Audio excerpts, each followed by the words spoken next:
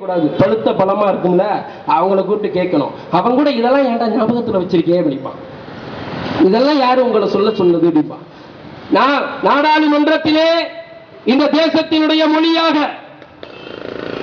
இந்த நாட்டினுடைய ஆட்சி மொழியாக எந்த மொழியை கொண்டு வர வேண்டும் என்று நாடாளுமன்றத்திலே விவாதம் நடந்து கொண்டிருந்த பொழுது, அந்த நாடாளுமன்றத்திலே கல் தோன்றி மண் தோன்றா காலத்தை வாழோடு முன் தோன்றி மூத்துக்குடி தமிழ் குடி என்னுடைய தாய் தமிழை ஆட்சி மொழியாக அறைகூவல் விடுத்தவன் கண்ணியத்திற்குரிய காகிதம் இல்லத்தவர்கள்.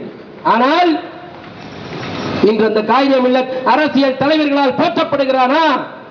எளிமையின் உருவங்களாக வாழ்ந்து மடிந்த காமராஜரும் கண்ணியத்திற்குரிய காகிதம் இல்லத்தும் போன்ற தலைவர்களும் மீண்டும் பிறப்பெடுக்க வேண்டும்.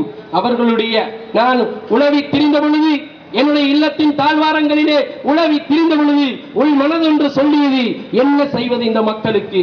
ஆம், காமராஜரை போன்று காகிதம் இல்லத்துக்களை போன்று இந்த தேசத்தில் உருவாக்கப்பட வேண்டும். அப்படிப்பட்ட அந்த தலைவர்கள் கொண்டு வரப்பட வேண்டும் என்ற ஒரு உயர்ந்த சமூக நோக்கத்திற்காக தான் கல்வி கண் திறந்த காமராஜருடைய பெயரிலும் தமிழை ஆட்சி மொழியாக்க வேண்டும் என்று குரல் கொடுத்த உண்மை தமிழன் கண்ணியத்திற்குரிய காகிதம் இல்லத்தவருடைய பெயரிலே 10ஆம் வகுப்பு மாணவர்களுக்கு பரிசளித்தோம். காமராஜர் காகிதம் இல்லத் கல்வி விருது என்று நாம் கொடுத்திருக்கிறோம். இந்த மேடையில்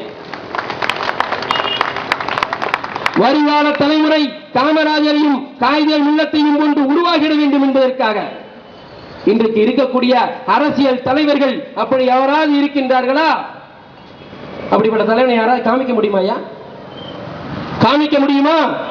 திராவிட முன்னேற்ற கழகத்தினுடைய பாசறையிலே வந்திருக்கக்கூடிய கலைஞராக இருந்தாலும் சரி, அன்பழகனாக இருந்தாலும் சரி, யாராக இருந்தாலும் சரி, திராவிட பாரம்பரியம் எப்படிப்பட்ட பாரம்பரியம் தெரியுமா? இன்றைக்கு இருக்கக்கூடிய திராவிட பாரம்பரியத்தை சொல்லவில்லை. பெரியார், ஈரோட்டு பகலவன் பெரியார் ஒரு பாடம் நடத்தி கொண்டிருந்தார். கல்லூரியிலே ஒரு பாடம் நடத்தி கொண்டிருந்தான் ஈரோட்டு பகலவன் தந்தை பெரியார். பின்னாடி இருந்து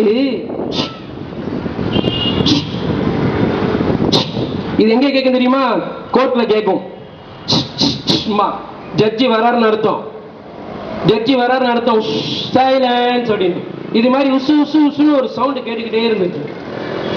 உடனே பெரியார், யாரா லூசு பயிலா இருக்கான் உசு உசு உசுன்னா கேட்டாரு. யாரு சுத்த வெங்காயமா இருக்கான், யார் அவன் உசு உசுன்னு இருக்கணும்? உடனே பக்கத்துல இருந்தவர் சொன்னாரு, ஐயா அவர் தான் அந்த காலேஜ் பிரின்சிபல் அப்படின்னாரு. அவர் தான் இந்த காலேஜுடைய பிரின்சிபல் அப்படின்னாரு. அப்படியா? இவன் எதுக்கு உசு உசுன்னு சொல்லிக்கிட்டே இருக்கான்? நான் பேசிட்டு இருக்கும்போது நான் நல்லா தானே பேசுறேன் அப்படின்னு சொல்லி பெரியார் கேட்டாரு. இல்லை தந்தை பெரியார் அவர்களே,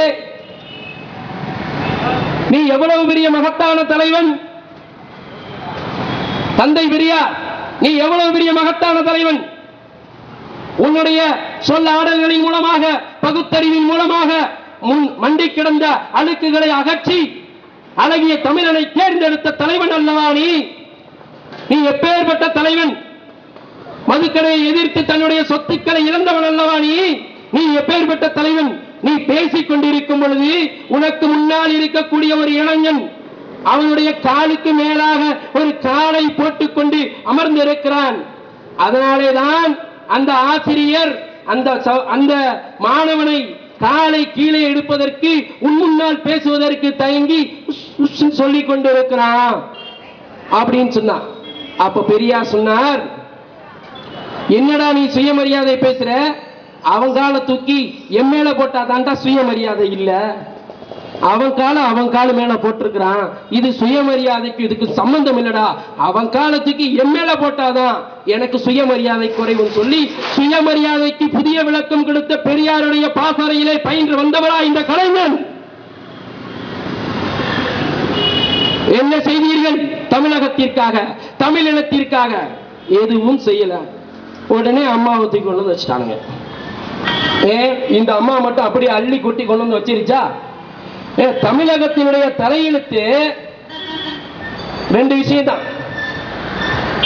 இந்த ஆட்சி மாற்றம் நடந்திருக்கிறது என்று சொன்னால், ஆட்சி மாற்றம் என்பது எப்படி தெரியுமா? ஒரு முட்டை நினைக்க நிறைய பேருக்கு நாக்கு ஊறுது, ஆனா வாங்க காசு இல்லை. அந்த அளவுக்கு விலைவாசி ஏறி போய் கிடைக்கும். ஒரு